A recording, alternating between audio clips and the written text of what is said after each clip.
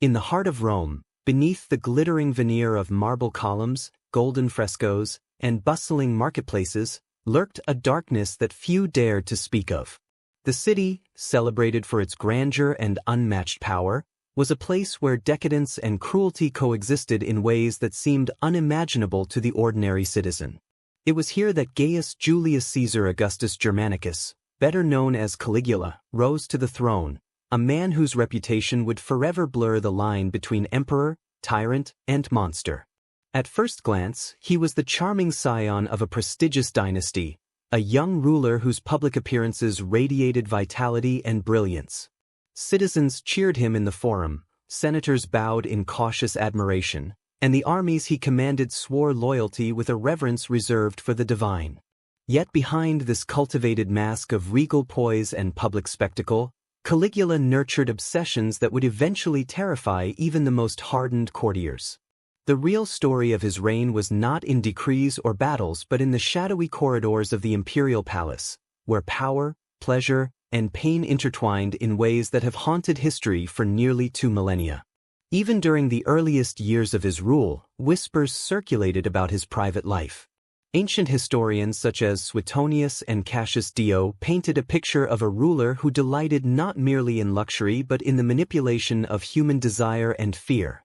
The palace was no longer simply a seat of governance. It had become a theater of forbidden indulgence.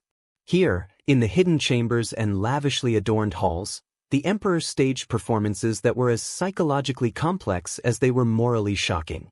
Courtiers and servants alike became unwilling actors in these games, their lives shaped by Caligula's whims, their fates determined by a mind that seemed to straddle genius and madness. In this gilded cage, gold and silk masked horror, and laughter often concealed terror. To the outside observer, Rome flourished. To those who knew the inner workings of the palace, a different reality reigned, one where survival required both obedience and the constant suppression of instinctive horror. Caligula's private games were not born merely of hedonistic desire. They were exercises in power, experiments in control, and expressions of a psyche that reveled in the collapse of moral boundaries. Each ritual, each act of manipulation, was a careful orchestration designed to strip participants of dignity while simultaneously elevating the emperor to a godlike status. Within the ornate confines of the palace, the emperor blurred the lines between pain and pleasure, dominance and vulnerability, spectacle and terror. These acts were not random indulgences. They were deliberate, psychologically meticulous performances that revealed an understanding of fear and fascination that was as brilliant as it was perverse. For Caligula, there was no distinction between amusement and authority. The two were inseparably intertwined. The resulting combination of charm, terror, and unpredictability made him a figure who could inspire devotion, disgust, and fear all at once. Perhaps the most disturbing aspect of these hidden games was their effect on those who witnessed them. The emperor's subjects, whether noble or servant, were caught in a psychological trap from which there was no escape. Each act carried an implicit warning. To defy the emperor was to risk public humiliation, imprisonment, or even death. Yet the spectacle was magnetic, drawing even the morally conflicted into its orbit. One could observe the intricate cruelty of the games and feel both revulsion and an impossible fascination, a mixture that Suetonius and other chroniclers struggled to capture in words. The tension between outward opulence and inner horror was palpable. It gave the emperor a godlike aura, making him both larger than life and terrifyingly intimate. Every whisper, every rumor, every frightened glance reinforced the omnipotence of Caligula's will. His palace became an ecosystem where power and fear were the currency, and every interaction was a subtle negotiation with mortality itself. The psychological dynamics of these games went deeper than mere sadism. Caligula seemed obsessed with testing the limits of human behavior, exploring how far men and women would bend under authority, desire, or terror. In doing so, he turned the private lives of his court into instruments of his curiosity, subjecting them to rituals that combined eroticism with humiliation, desire with dread. Observers were forced to confront their own complicity, whether through participation, silence, or mere survival. There was an artistry to this cruelty, a carefully calibrated balance between spectacle and private indulgence. Each game was a narrative, a story performed in which the emperor alone was both author and audience, shaping the world according to his whims while exposing the fragility of those around him. As the audience of history, we are left to grapple with the enormity of this duality. Rome, the eternal city, standing as a monument to civilization, yet simultaneously hosting one of the most secret and forbidden displays of human depravity ever recorded. It is in this tension, between grandeur and horror, power and helplessness, beauty and corruption, that the fascination with Caligula's private games lies. By entering the hidden chambers of his mind and palace, we begin to understand not only the emperor himself but also the human capacity for curiosity and terror when absolute power is unchecked. This is not a story of mere scandal or rumor, it is an exploration of the darkest intersections of psychology, authority, and forbidden desire, a tale that forces us to question how thin the veneer of civilization truly is.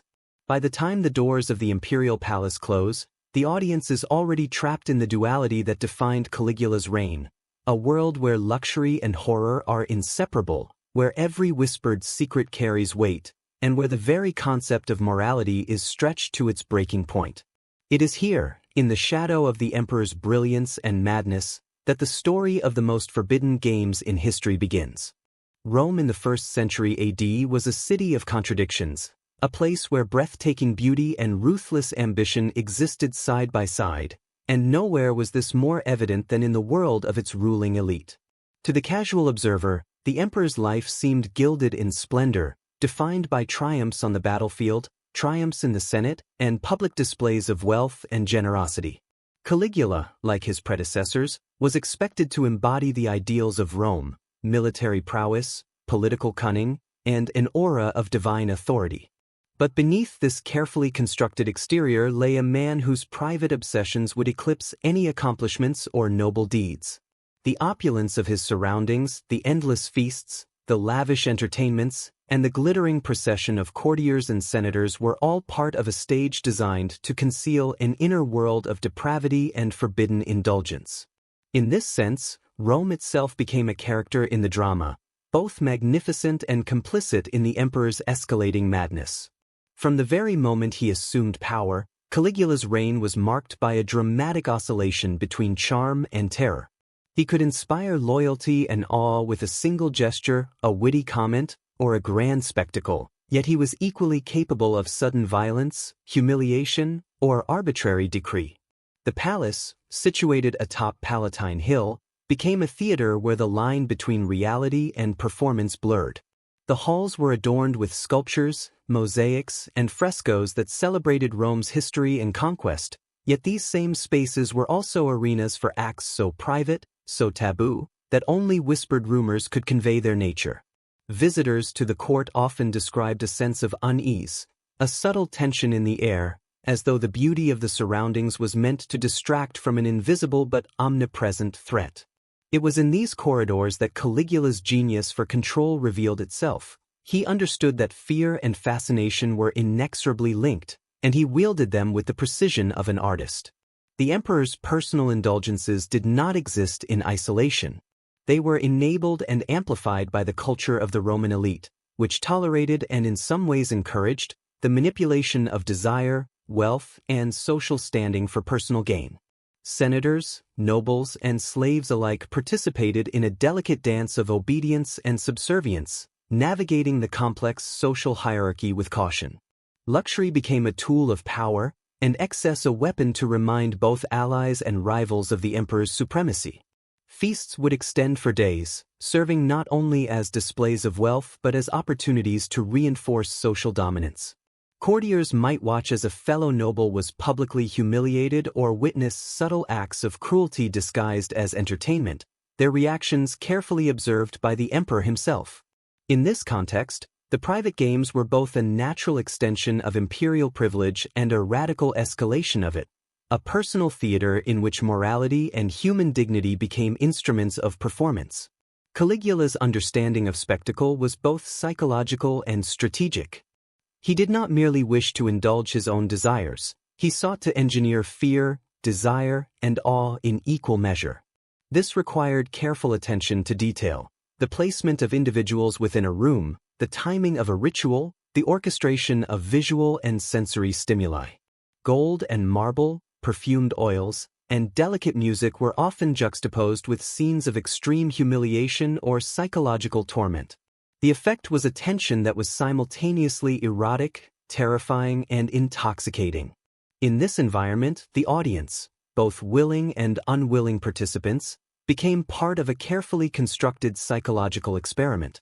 Each game or ritual reflected a broader principle.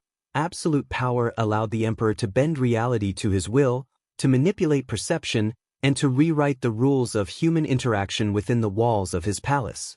Yet the opulence of the emperor's surroundings was more than mere aesthetic indulgence. It served a strategic purpose: to disarm, distract, and awe anyone who might witness or participate in his private affairs. The palace's grandeur created a sense of inevitability, a perception that what occurred within could never be challenged or escaped. This was particularly effective for a man whose actions might otherwise have been perceived as insane or morally indefensible.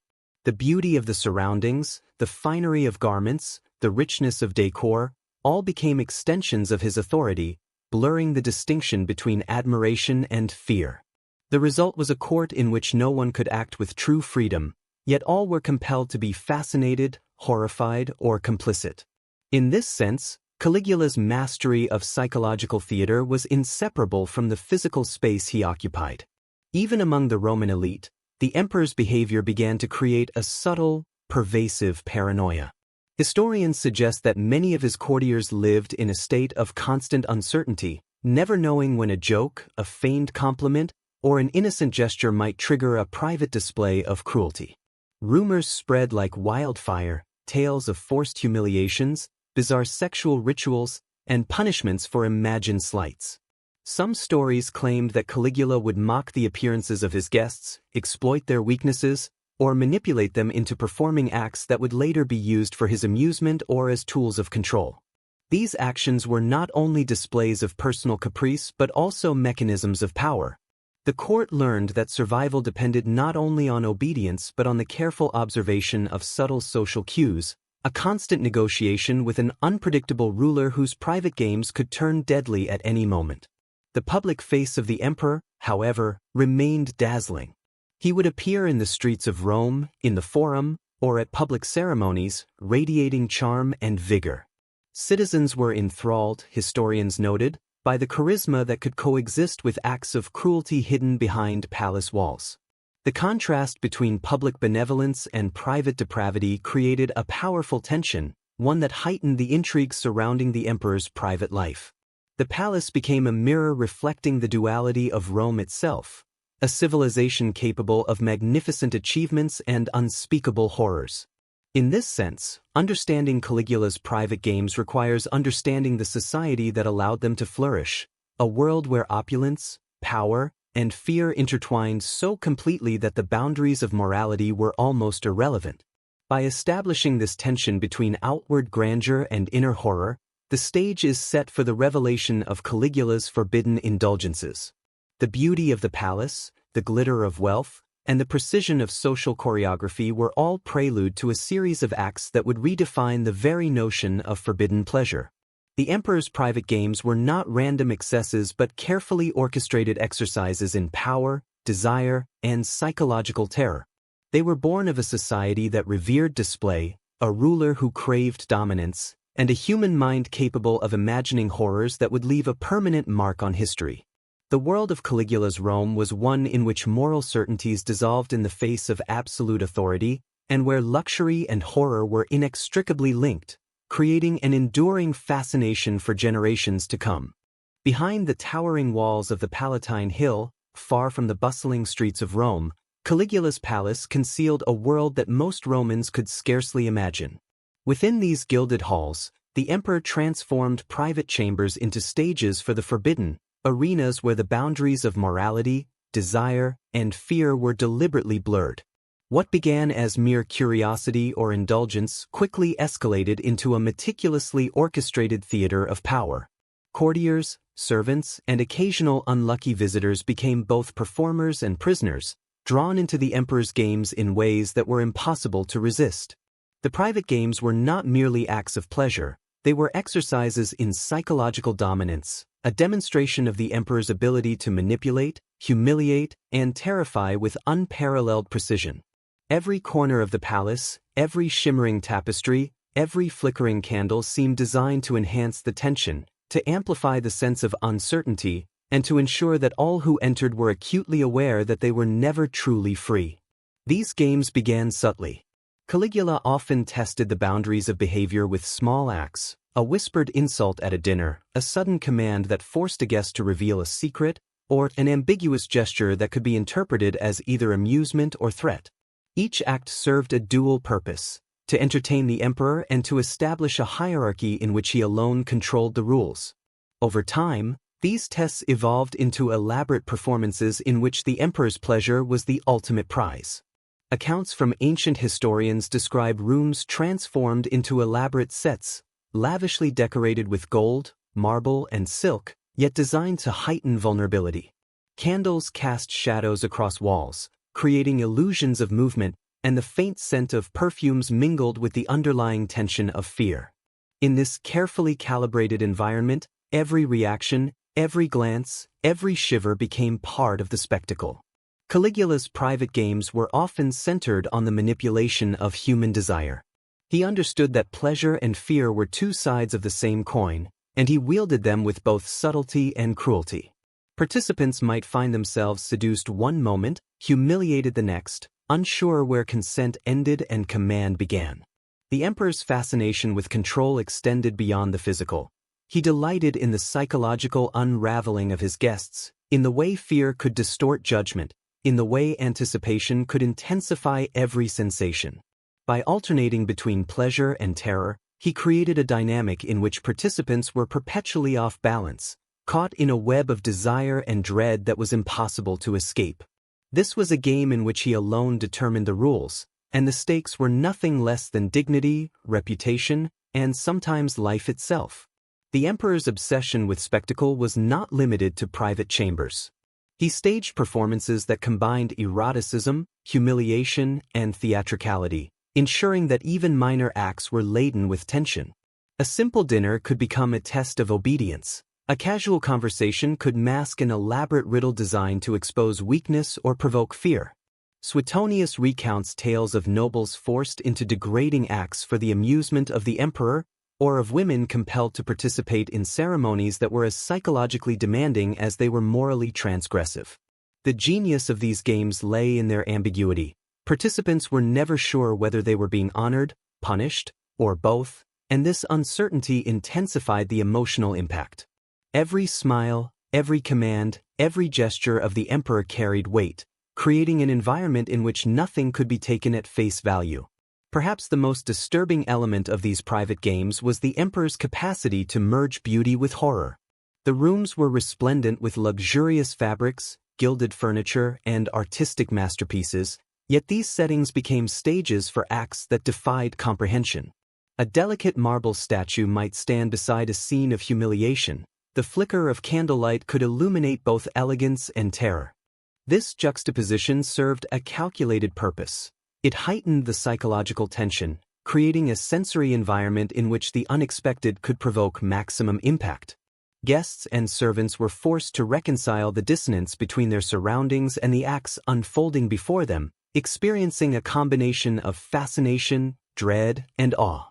In this way, the palace itself became a tool of manipulation, an extension of the emperor's mind and the games he orchestrated. The emperor's games also explored the limits of human endurance and morality. In some instances, participants were coerced into acts that forced them to confront taboos, social norms, and personal fears. Humiliation, exposure, and eroticized control were used not for their own sake but as instruments to test obedience and psychological resilience. Those who resisted or faltered risked punishment, while those who complied were drawn deeper into the emperor's web. This constant negotiation of power created an atmosphere of heightened alertness, a state in which every action, thought, and reaction was scrutinized. By doing so, Caligula transformed ordinary interactions into instruments of terror, ensuring that all who entered his private world were complicit, whether willingly or not. In addition to psychological manipulation, Caligula's games often involved the blurring of social hierarchies. Slaves might find themselves elevated temporarily to positions of influence within the palace, only to be humiliated publicly for the entertainment of the emperor.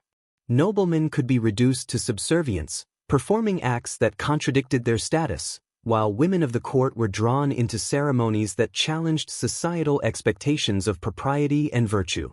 By destabilizing these hierarchies, the emperor reinforced his absolute dominance, demonstrating that in his world, power was the ultimate arbiter and all social rules were subordinate to his whims. Every act, whether subtle or extreme, reinforced the notion that the emperor's private world was one in which survival depended entirely on obedience, flexibility, and the ability to endure psychological torment. The ripple effects of these games extended beyond the palace walls. Rumors of Caligula's private indulgences spread through Rome, seeping into the collective consciousness of the city. The emperor's reputation became a mixture of fascination, fear, and disgust, amplifying his power even further. Citizens, senators, and soldiers alike could not ignore the aura of unpredictability surrounding him. The uncertainty of his actions kept rivals cautious and allies submissive, while the legend of the private games fueled a dark intrigue that would endure through history. In this sense, Caligula's private world was not merely a personal indulgence but a calculated extension of his authority, shaping perception, behavior, and even the social dynamics of Rome itself. By the time the private games reached their most extreme iterations, they had evolved into something that transcended mere indulgence. They were psychological experiments, carefully calibrated performances in which the emperor wielded control over the minds, desires, and fears of all who entered his world. The combination of beauty, luxury, terror, and eroticism created an immersive experience that few could withstand without psychological consequences. For Caligula, this was the ultimate expression of power, to render the human psyche pliable, to bend morality and fear to his will, and to create a private theater in which he alone determined the boundaries of pleasure, pain, and propriety. It was in this crucible of secrecy and opulence that the most forbidden aspects of his reign were born, acts that would shock, horrify, and fascinate generations long after the marble walls of his palace had fallen silent. Caligula's private world was not merely one of opulent surroundings or whispered fear. It was a realm where the boundaries between pleasure and punishment collapsed entirely. In these hidden chambers, sexuality became a weapon, eroticism a tool of domination, and desire a conduit for terror. Unlike the public theaters or the Senate, where rules and decorum offered some protection, the private games operated according to a single law, the emperor's will. Those who entered this world were stripped not only of dignity but of certainty. Men, women, and slaves alike were caught in a delicate balance of coercion, manipulation, and seduction, never certain whether they were being rewarded, punished, or merely observed. The genius of Caligula's sadism lay in its psychological subtlety. He understood that fear amplified desire, that vulnerability could be eroticized, and that the human mind was as pliable as the body. The emperor's manipulation of sexuality extended beyond private indulgence. It was an exercise in power, designed to assert dominance over the most intimate aspects of human behavior. Historical accounts suggest that he would orchestrate scenarios in which the lines between consent and coercion were deliberately blurred. Guests might find themselves courted one moment and humiliated the next, or compelled to participate in acts that violated personal, social, or moral boundaries. The emotional disorientation created by such experiences was intentional. It reinforced the emperor's omnipotence, demonstrating that in his presence, traditional rules of morality and behavior were suspended. Pleasure became inseparable from terror, desire inseparable from vulnerability, and compliance inseparable from survival. Caligula's games were not random or chaotic. They were meticulously structured, each act a calculated probe into the limits of human behavior. He seemed to delight not only in the immediate effects of humiliation or erotic display but also in the long-term psychological consequences. Those who survived the games often emerged deeply marked, their sense of self and moral certainty shaken. The emperor understood that power was most absolute when it could infiltrate the mind, when fear and fascination could coexist within a single individual. In this sense, the private games were not mere acts of indulgence but psychological experiments, rehearsed and performed with a precision that rivaled any stage production in Rome. Every gaze, gesture, and command carried significance, reinforcing the omnipresence of the emperor's will. One of the most infamous aspects of these games was their use of humiliation. Caligula delighted in exposing the vulnerabilities of his guests and servants, turning social standing, personal insecurities, and private secrets into instruments of amusement. A nobleman might be forced to serve in ways considered degrading, a slave compelled into performative acts that contradicted their role, or a woman drawn into ceremonies that challenged societal norms of modesty and virtue. Humiliation was not incidental, it was central to the emperor's vision of control. By destabilizing social hierarchies and personal pride, he reinforced the notion that in his private world, no one was untouchable and no status could shield them from manipulation. The psychological terror induced by these acts was compounded by the lavish settings, the subtle orchestration of sight and sound, and the ever-present uncertainty of the emperor's intentions. Eroticism, too, was weaponized. Sexuality was never simply pleasurable. It was a tool for subjugation and experimentation. Historical records suggest that Caligula orchestrated encounters that tested limits, blurred the lines between pleasure and pain, and exploited both desire and shame. He recognized that erotic stimulation could render participants pliable, their judgment clouded, and their resistance weakened. In this way, the emperor's private games functioned as exercises in dominance and psychological conditioning, reinforcing his power over both body and mind. Even those who thought themselves immune could be drawn in, their emotions manipulated, their sense of control undermined. The games were both intimate and absolute, personal and theatrical, creating a psychological landscape in which the emperor alone remained sovereign. Caligula's strategic use of observation further intensified the psychological impact of the games. Nothing occurred without scrutiny. Every expression, hesitation, or movement was noted, interpreted, and woven into the ongoing narrative of domination. Those participating became acutely aware that they were constantly evaluated, that every thought or action might be twisted into either punishment or reward. This awareness created a heightened state of vulnerability, a psychological tension that rendered even ordinary interactions fraught with fear and anticipation. The emperor's mastery lay not only in the acts themselves but in his ability to manipulate perception, turning reality into a stage where obedience, fear, and desire were inseparable. The emperor also employed ritualized acts to heighten suspense and tension. Some games were carefully timed, orchestrated to prolong anticipation and uncertainty. Participants might be placed in rooms of extreme beauty, only to be confronted by acts that violated their expectations or challenged their morality. The deliberate oscillation between indulgence and terror, between honor and degradation, created a dynamic in which no one could predict the next move. This unpredictability served a dual purpose. It heightened the emotional intensity of each encounter and reinforced the emperor's absolute authority.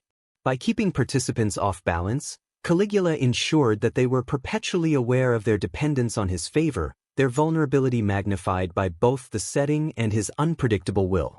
In addition to the physical and psychological manipulation, Caligula's games often incorporated symbolic elements that reinforced his authority.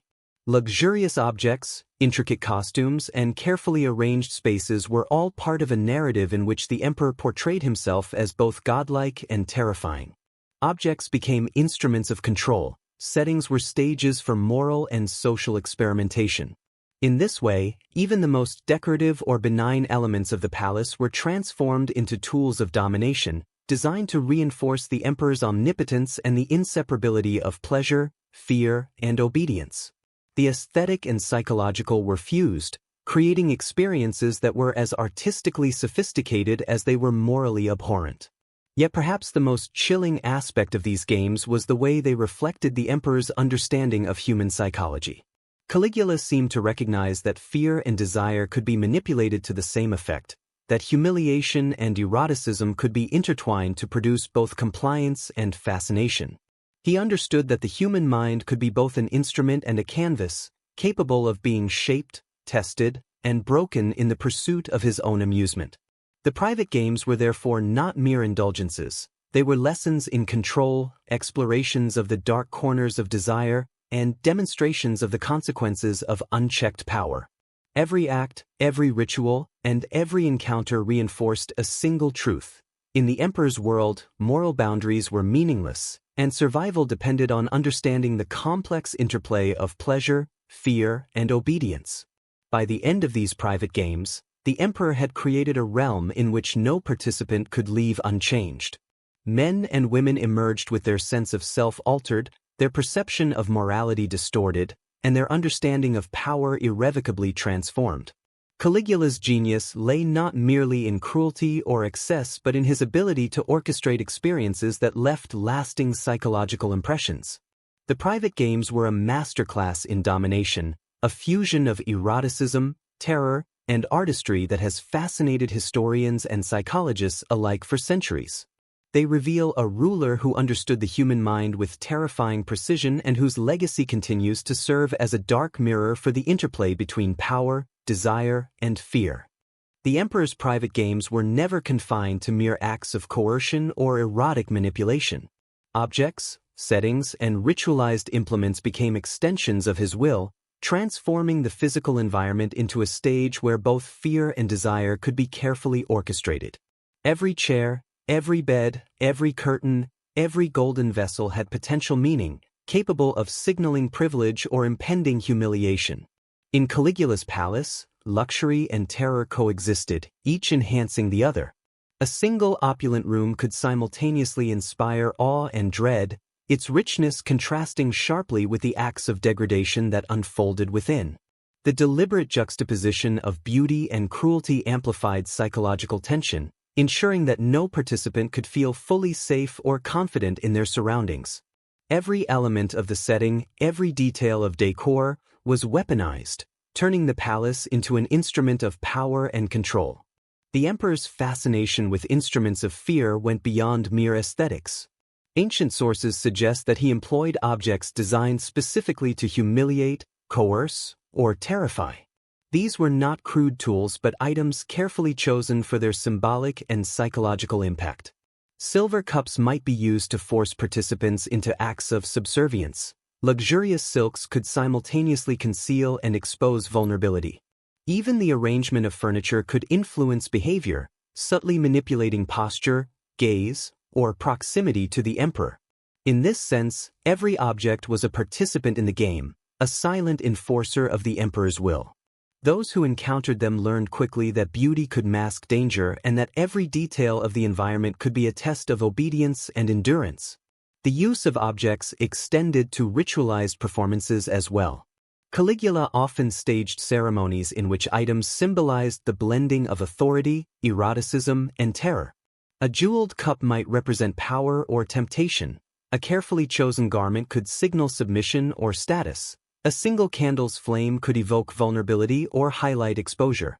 These objects were not incidental. They were integral to the construction of a psychological experience designed to destabilize participants. By weaving objects into the fabric of his games, the emperor created an environment where perception and reality were constantly in tension. The aesthetic elements became instruments of dominance, reminding everyone present that in this world, the emperor's imagination was the ultimate authority. The spaces themselves also played a crucial role in the orchestration of the games. Palaces, chambers, and hidden alcoves were meticulously designed to heighten suspense and manipulate perception. Corridors could be used to isolate individuals, halls to stage public humiliation, and rooms to conceal acts that combined pleasure and pain. The emperor understood that architecture could influence behavior, guiding movement, shaping expectations, and enhancing the emotional impact of every encounter.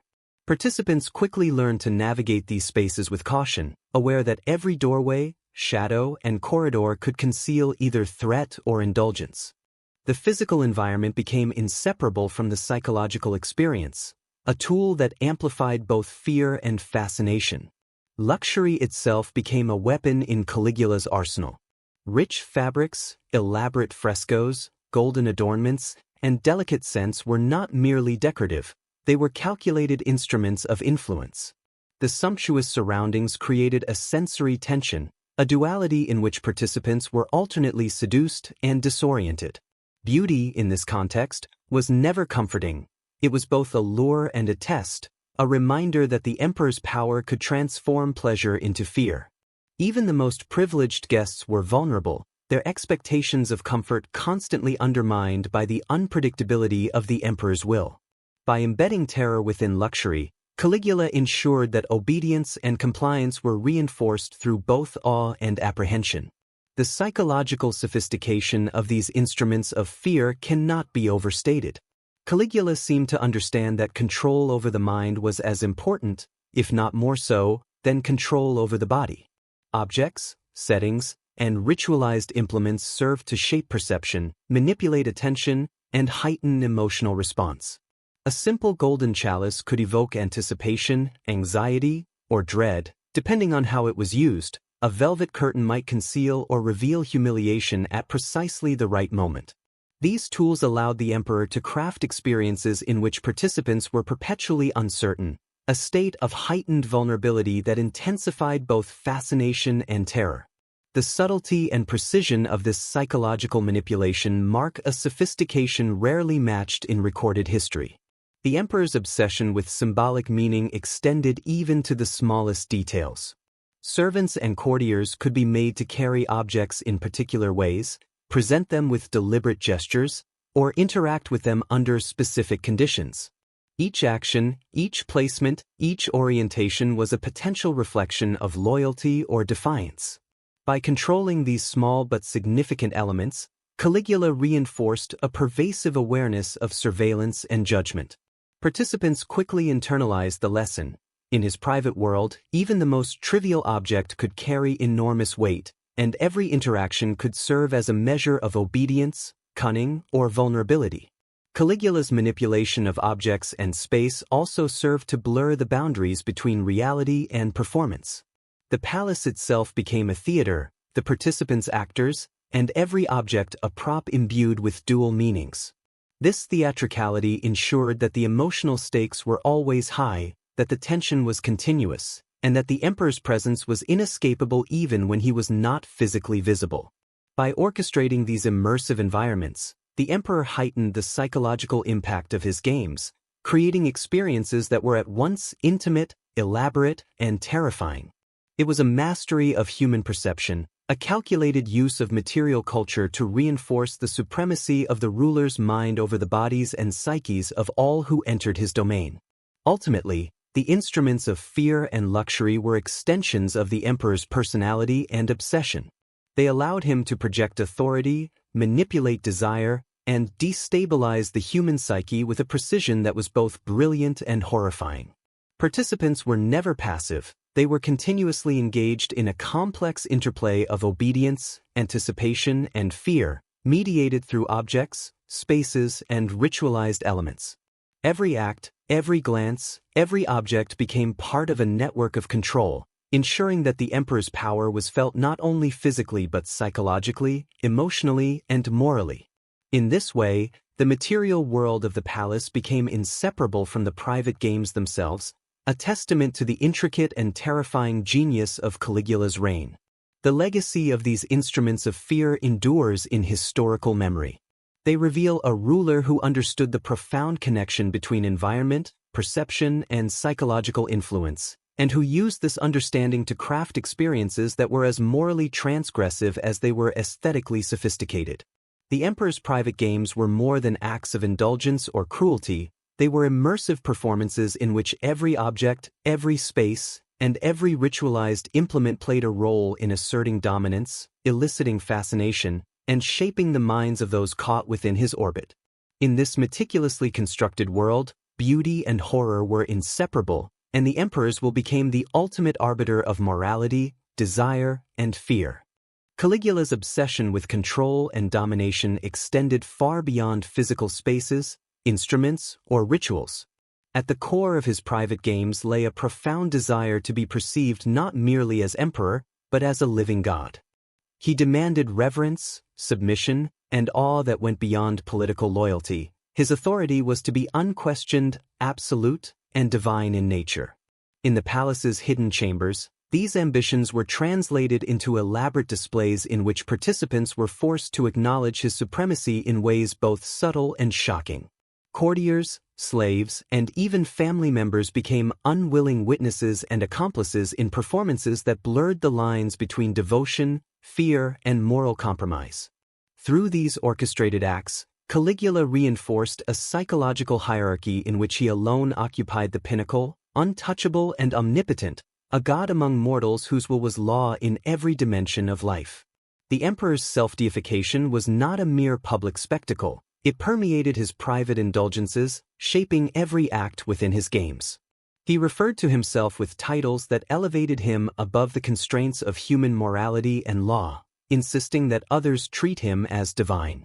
Guests were often subjected to rituals designed to reinforce this perception. They might be made to prostrate themselves, recite oaths of loyalty, or participate in ceremonies that fused religious veneration with eroticized or humiliating performance. The psychological impact was profound.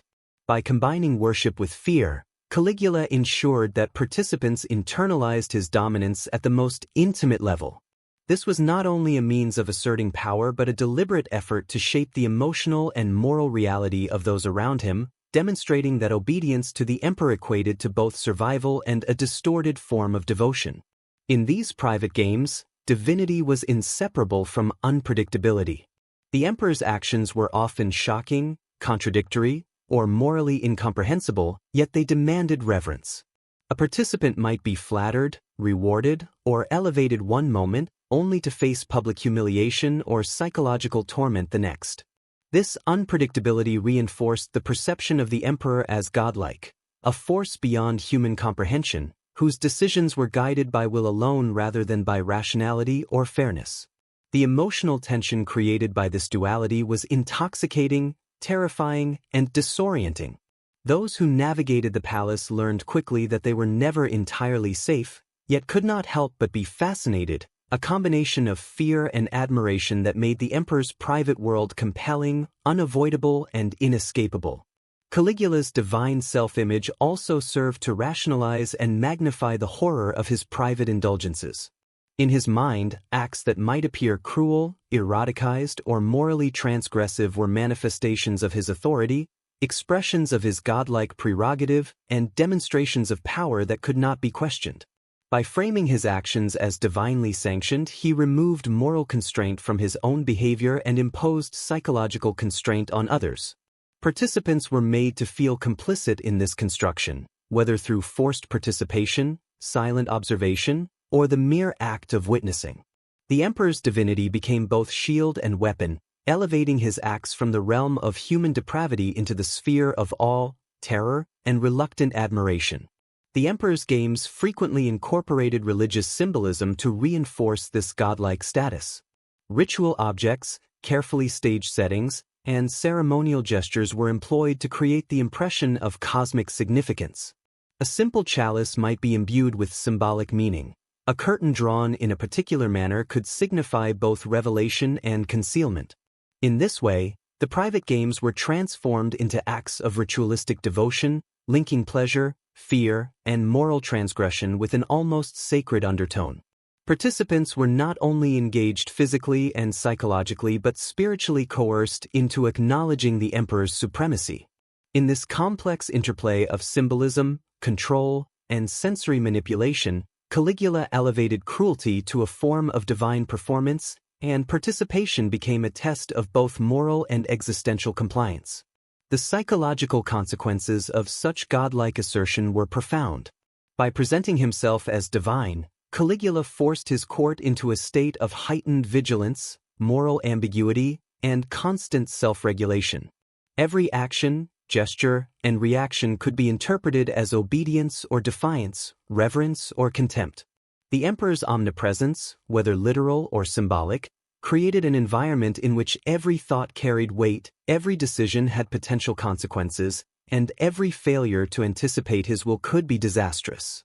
The mental and emotional strain placed upon participants reinforced their subservience and internalized the emperor's authority in ways that were far more lasting than any physical punishment.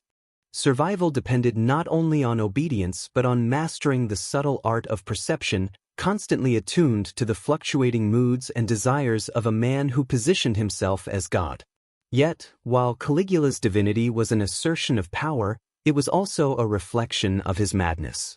His self-perception as a god intensified the extremes of his private games, pushing them beyond the bounds of human comprehension. Rituals of eroticized humiliation, public degradation, and psychological manipulation were amplified by his belief in his own divine prerogative. This intersection of insanity and authority created a uniquely terrifying environment in which participants could experience awe, fascination, and horror simultaneously. The emperor's madness became a structural element of the games, ensuring that no participant could predict, rationalize, or fully understand the nature of the acts unfolding around them.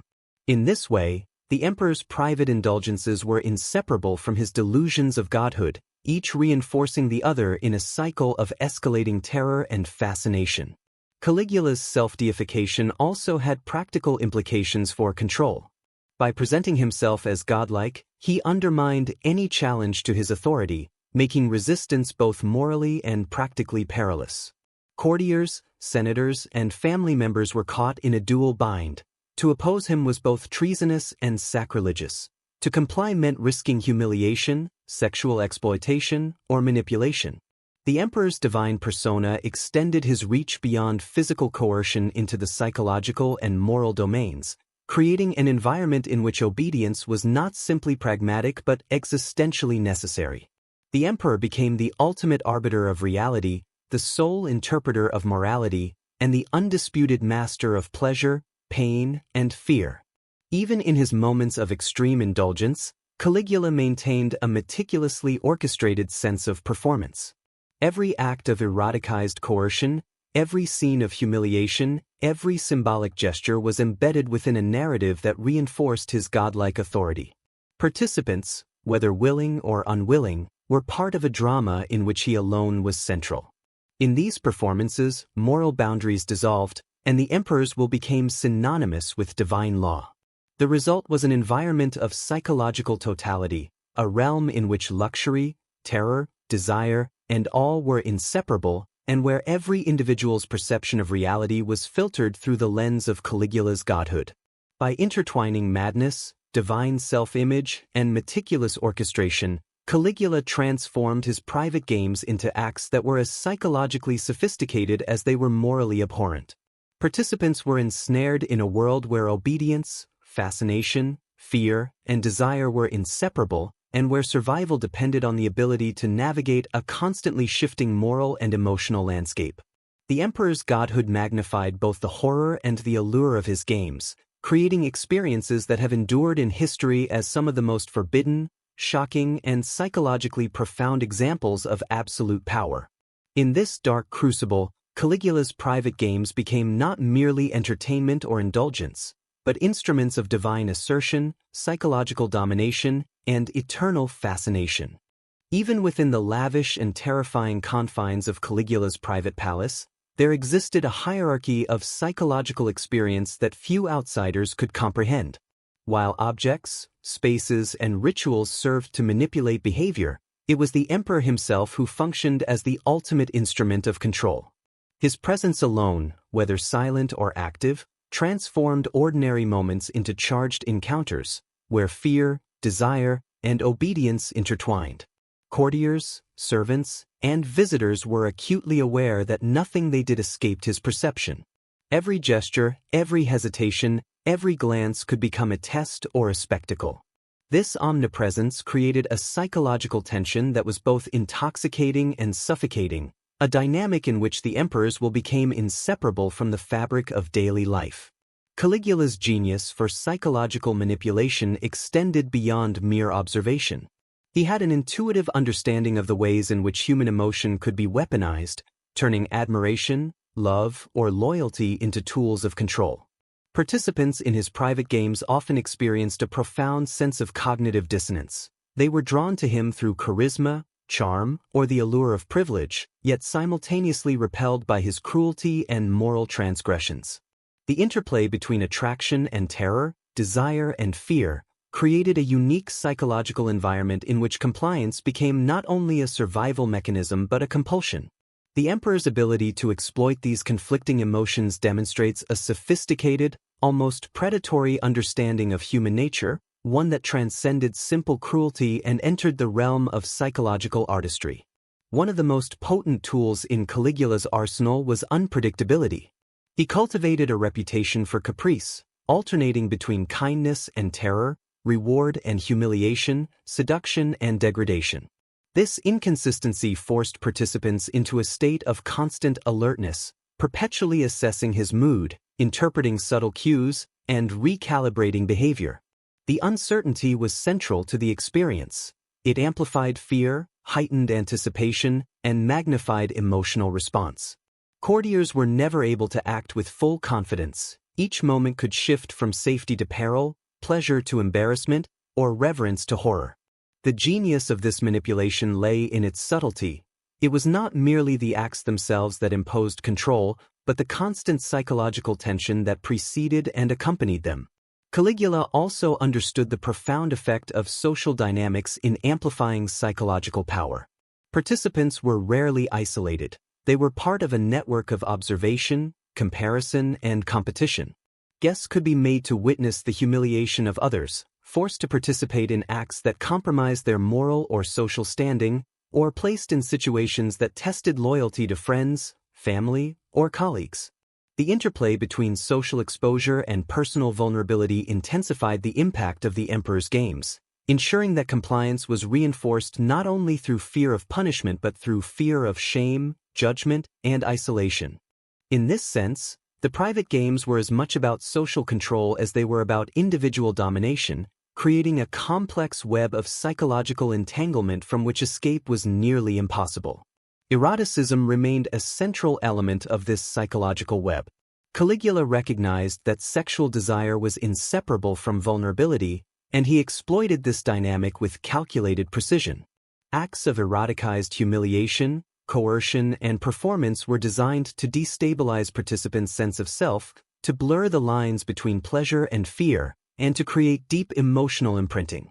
By entwining sexuality with shame, exposure, and submission, he ensured that the impact of his private games extended beyond the immediate moment, embedding psychological trauma, fascination, and obedience in equal measure. This integration of eroticism and terror was not merely indulgence but a deliberate strategy, a method for rendering participants pliable, attentive, and psychologically dependent upon the emperor's will. The emperor's manipulation of perception extended to time itself. Private games could stretch for hours or days, prolonging anticipation and heightening tension. Participants might be placed in a state of emotional suspension, uncertain when pleasure would be granted or punishment inflicted. This temporal manipulation created a unique psychological intensity, as the mind's natural desire for predictability and resolution was denied.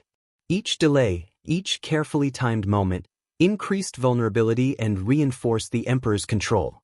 By dominating not only space and behavior but also temporal perception, Caligula demonstrated an almost total mastery over the subjective experience of those within his reach. Fear, humiliation, desire, and anticipation were further intensified by the emperor's mastery of sensory manipulation. The arrangement of rooms, the play of candlelight, the scent of perfumes, the texture of fabrics, and the sound of whispered commands all contributed to a fully immersive psychological environment. Participants were not merely acting under threat, they were being immersed in a world meticulously designed to heighten emotional response. The sensory orchestration created an experience that was both visceral and cognitive, a constant reminder of the emperor's omnipotence. In this environment, even the most resilient individuals found their thoughts, emotions, and desires subtly coerced, reinforcing compliance and deepening fascination. Caligula's games also exploited the boundaries of morality, exploiting the tension between societal norms and private indulgence. Acts that would have been unthinkable in public, sexual coercion, humiliation, subversion of status, or forced complicity, became instruments of psychological power. By compelling participants to navigate moral contradictions, the emperor created cognitive dissonance that intensified vulnerability and dependence. Obedience was no longer merely pragmatic. It became a negotiation between survival, fascination, and the fractured sense of moral certainty imposed by the emperor's presence. In this way, the private games were not only acts of domination but lessons in the fragility of human perception, ethics, and self-concept. The psychological reach of these games extended beyond individual participants to the collective consciousness of the palace. Witnessing the effects of fear, humiliation, or eroticized coercion on others amplified tension and reinforced hierarchy. Each act became a lesson, a demonstration of the consequences of deviation or disobedience.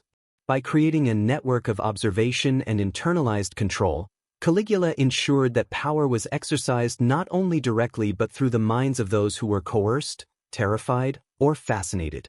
Compliance became contagious. Fear and reverence spread like an invisible force, binding the palace's inhabitants to the emperor's will.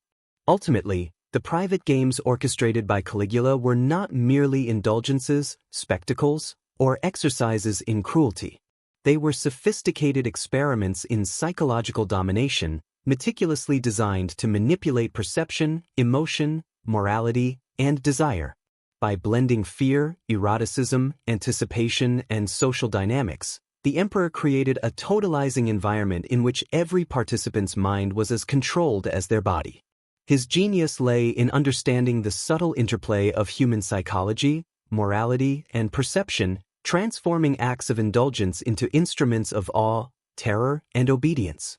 The lasting fascination with his private games is not merely about excess or depravity, but about the terrifying power of a mind capable of bending human consciousness to its will, a power that resonates through history as one of the most chilling examples of psychological manipulation and absolute authority.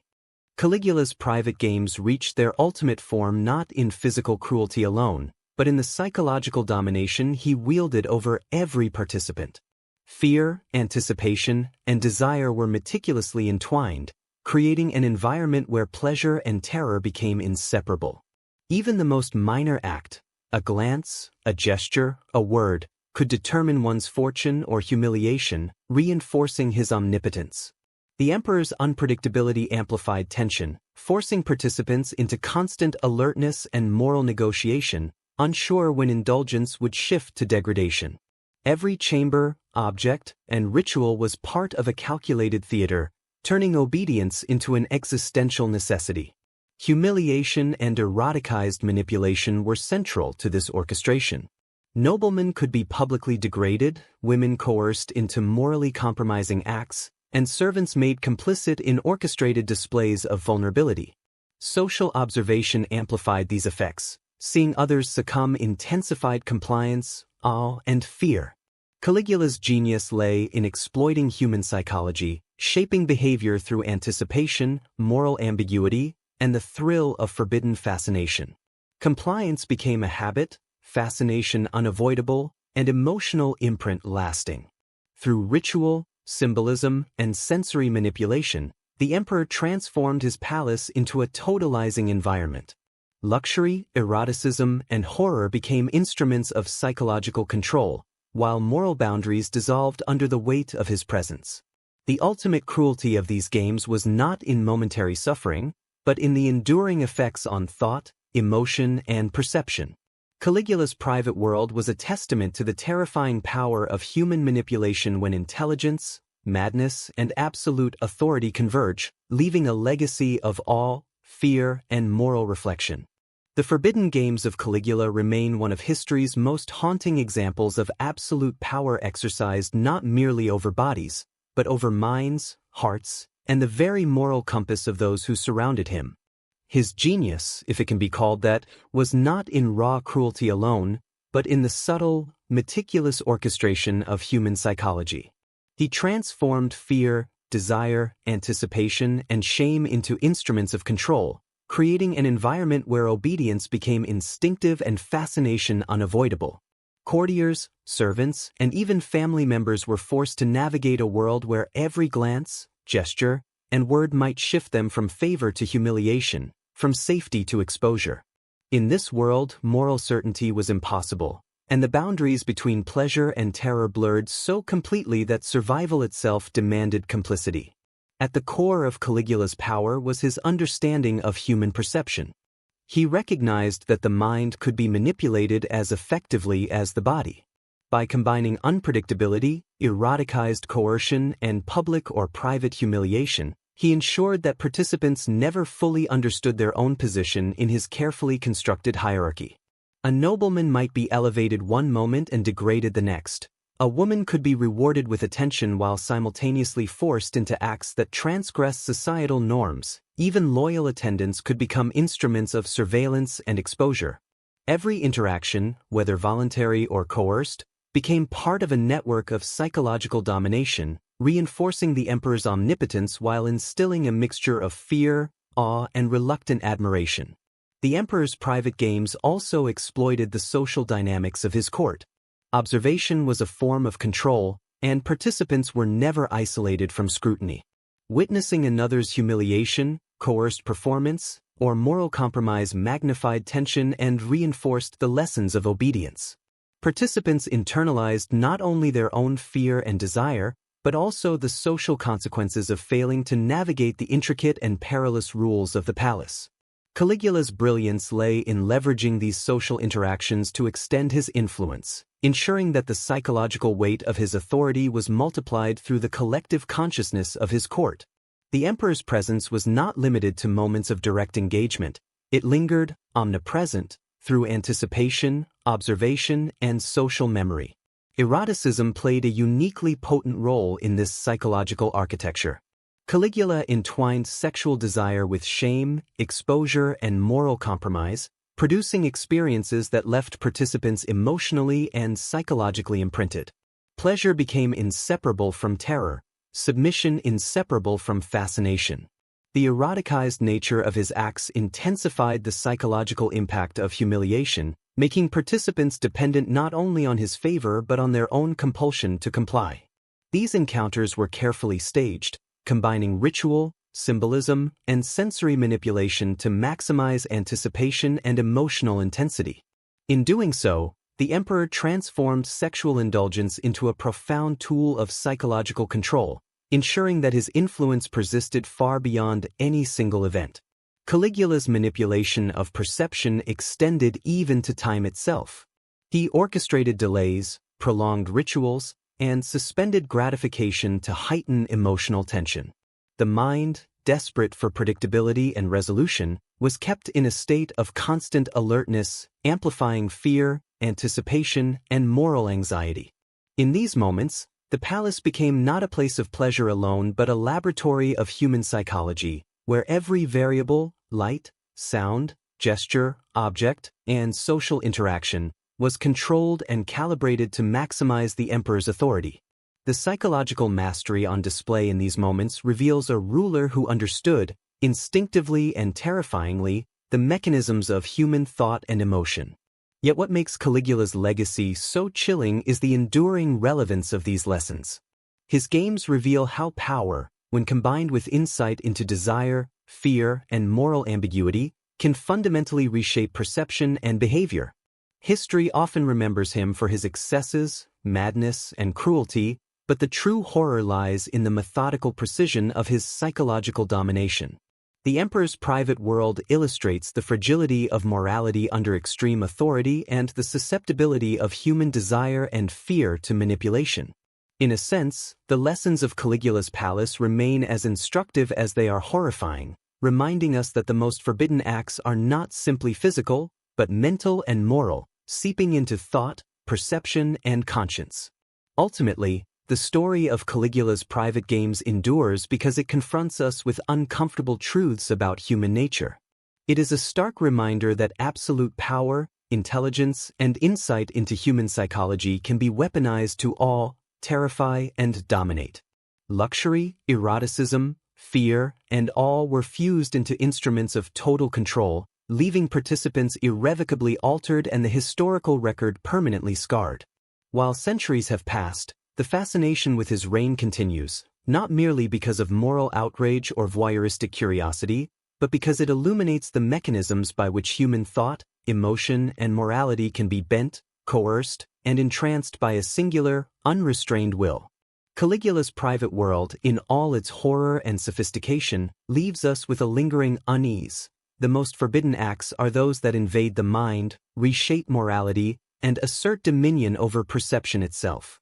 His legacy persists as both warning and fascination, a chilling testament to the power of human ingenuity when combined with madness, desire, and absolute authority.